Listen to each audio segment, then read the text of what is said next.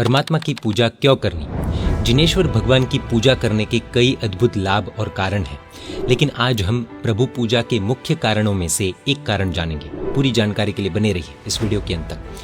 आपको बता दें, यह जानकारी हमने ली है युग प्रधान आचार्य संत परम पूज्य पन्यास प्रवर श्री चंद्रशेखर विजय जी महाराज साहब के शिष्य रत्न शुद्ध प्रेमी परम पूज्य आचार्य भगवान श्री जीत रक्षित सुरेश जी महाराज साहब के शिष्य रत्न परम पूज्य पन्यास प्रवर श्री आर्य रक्षित विजय जी महाराज साहब द्वारा लिखित पूजा किस लिए पुस्तक से। आज की new generation how and why से ही समझती है। कोई भी अनुष्ठान हो, हाउ एंड वाई ये जाने बिना उसे एक्सेप्ट नहीं करती है। युवा पीढ़ी की इस मानसिकता को ध्यान में रखते हुए गुरु भगवंत ने इस छोटी सी किताब में पूजा किस लिए करनी चाहिए इस बात को लॉजिकली समझाने का बहुत ही अच्छा प्रयास किया है। यह पुस्तक हिंदी, गुजराती और इंग्लिश भाषा में उपलब्ध है। इस पुस्तक पर 18 अप्रैल 2024 से 14 जुलाई 2024 के बीच specially for youth world wide online quiz competition रखा गया है। जीतने वाले व्यक्ति को $1000 जितनी राशि इनाम के तौर पर दी जाएगी। आप दुनिया के किसी भी कोने से इस QR कोड को स्कैन कर अथवा www.aryarushi.com ARYARUSHI.com इस वेबसाइट पर विजिट कर इस कॉन्टेस्ट के लिए रजिस्टर कर सकते हैं। इसके अलावा 56 लकी ड्रॉज भी होंगे, जिसके इनाम कुछ इस प्रकार होंगे, आप स्क्रीन पर देख सकते हैं। अब हम हमारे प्रश्न पर आगे बढ़ते हैं। पूजा क्यों करनी? इसका एक बड़ा कारण है स्वयं की आत्मा का रियल स्वरूप जानने के लिए पूजा करनी। हमें आज तक शायद ये लगा होगा कि पूजा हम भगवान के लिए करते हैं या फिर करनी चाहिए। जी नहीं, हम खुद के लिए पूजा करते हैं। जब हम किसी अच्छे ओकेशन में जाते हैं तो सुंदर कपड़े, गहने आदि पहनकर खुद को आईने यानी कि मिरर में क्यों देखते हैं? मैं कैसा लग रहा हूँ या लग रही हूँ ये जानने के लिए, राइट? लेकिन ऐसा सोचना हमारा भ्रम है, क्योंकि गीतार्थ गुरु भगवंत बताते हैं कि शरीर और आत्मा ये दोनों अलग हैं। इसलिए हम आईने में अपना शरीर, गहने, कपड़े कैसे लग रहे हैं ये देखते हैं, लेकिन मैं यानी कि हमारी आत्मा तो आईने में दिखने वाली है ही नहीं।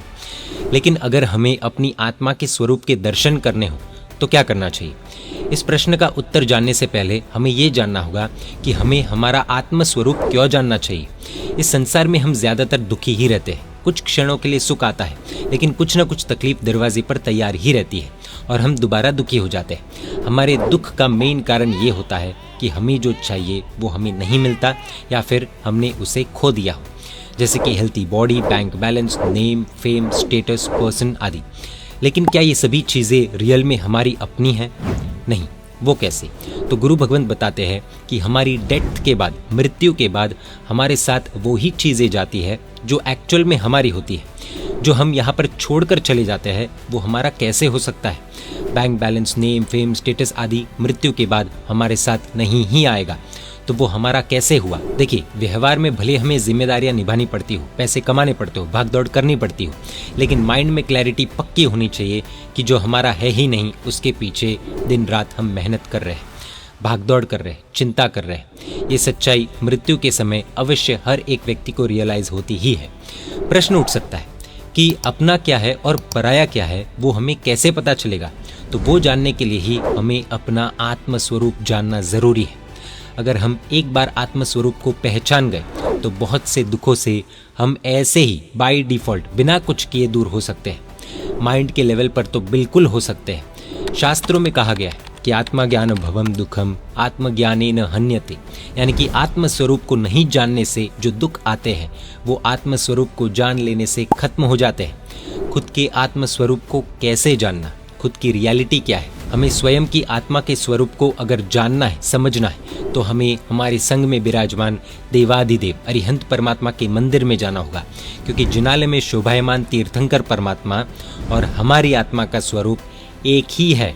जी हाँ, शायद हम सोच सकते हैं कि ये कैसे पॉसिबल है भाई, कहाँ परमात्मा और कहाँ हम, लेकिन ये सत्य है। कैसे? आइए जानते हैं। हमारी आत्मा और प्रभु की आत्मा में कोई फर्क नहीं है। जब हमारी आत्मा मोक्ष में जाएगी तब उन्हीं के जैसे बन जाएगी और दोनों आत्माओं में कोई फर्क नहीं रहेगा।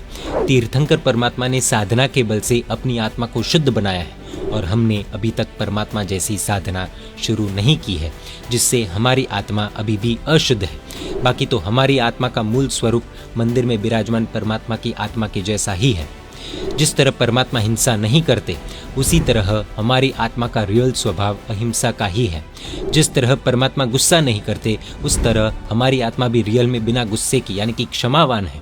जिस तरह परमात्मा स्वार्थी नहीं है, उसी तरह हमारी आत्मा भी रियल में स्वार्थी नहीं है। जिस तरह परमात्मा में नम्रता, वीतरागता, सर्वज्ञता, उदारता, सर्वजन प्रियता आदि संपूर्ण गुण भरे हुए हैं, उसी तरह हमारी आत्मा में भी मूल में ये सारे गुण दबे हुए पड़े ही है।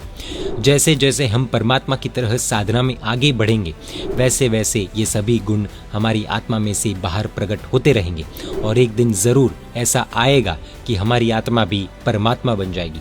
इस रियलिटी को जानने के लिए परमात्मा की पूजा करनी चाहिए। It is like going one step closer to the reality of who we are. यहाँ पर कई लोगों को प्रश्न होगा कि अगर हमारी आत्मा प्रभु की आत्मा जैसी ही है तो हमारी आत्मा में दोष क्यों है, और अगर दोष है, कर्मों का मैल है, तो कर्मों के मैल से गंदी बनी हुई आत्मा को हम किस तरह साफ कर सकते हैं।